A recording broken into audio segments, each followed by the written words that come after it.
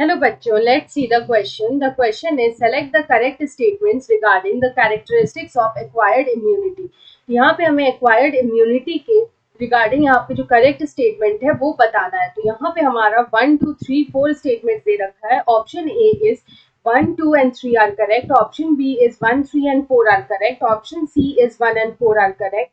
And option D is 1 and 3 are correct. तो यहाँ पे अगर हम देखें तो हमारा जो एक्वायर्ड इम्यूनिटी है ये यहाँ पे क्या होता है, इसको हम लोग पहले यहाँ पे समझते हैं. तो सबसे पहले अगर हम लोग यहाँ पे एक्वायर्ड इम्यूनिटी की बात करें तो ये जो एक्वायर्ड इम्यूनिटी होता है ये ऐसे टाइप का इम्यूनिटी होता है which is acquired during lifetime. It is a type of immunity which is acquired during lifetime. It is acquired during lifetime. यहाँ पे ये जो इम्यूनिटी होता है both cell mediated immunity and humoral immunity are responsible for acquired immunity. यहाँ पे जो acquired immunity होता है इसके लिए यहाँ पे रिस्पॉन्सिबल होता है सेल मेडिएटेड इम्यूनिटी. यहाँ पे जो सेल मेडिएटेड इम्यूनिटी होता है दिस सेल मेडिएटेड इम्यूनिटी होता है it is associated with T cells. और यहाँ पे जो ह्यूमरल इम्यूनिटी होता है ह्यूमरल इम्यूनिटी जो होता है it is associated with B cells. It is associated with B cells. ये दोनों ही तरह के जो इम्यूनिटी होते हैं they are responsible for this acquired immunity. तो यहाँ पे अगर हम लोग बात करें एक्वायर्ड इम्यूनिटी की तो ये एक कैरेक्टरिस्टिक होता है इसका.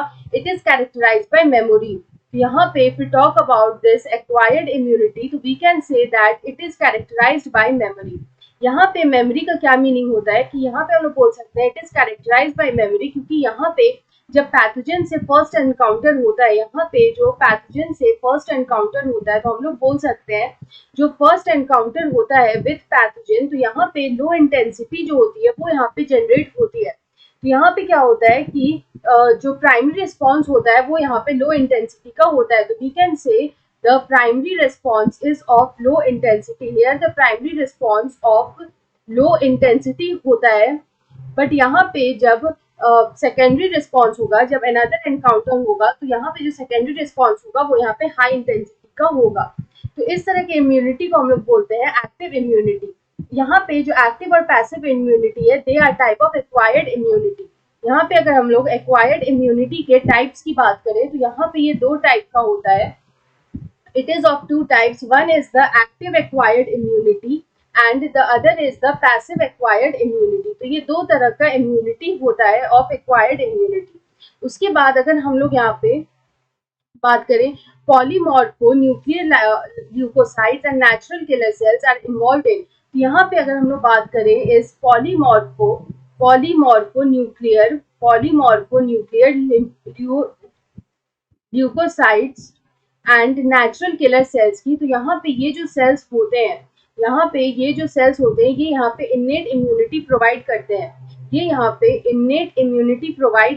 They provide innate immunity. तो यहाँ पे अगर हम इस क्वेश्चन का करेक्ट आंसर देखें तो हमारा जो फर्स्ट स्टेटमेंट है वो दे रखा है कि cell mediated immunity is responsible for acquired immunity which is true.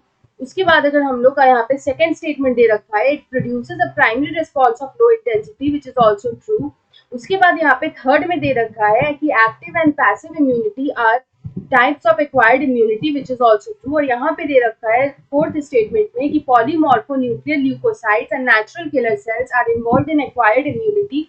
ये यहाँ पे फॉल्स हो जाएगा because they are involved in innate immunity. तो यहाँ पे अगर हम इस क्वेश्चन का करेक्ट आंसर देखें तो हमारा जो फर्स्ट सेकेंड और थर्ड स्टेटमेंट है वो यहाँ पे सिर्फ करेक्ट है. सो यहाँ पे ऑप्शन ए में हमें दे रखा है 1, 2 and 3. So option A is the right answer. I hope you understood it well. Best of luck.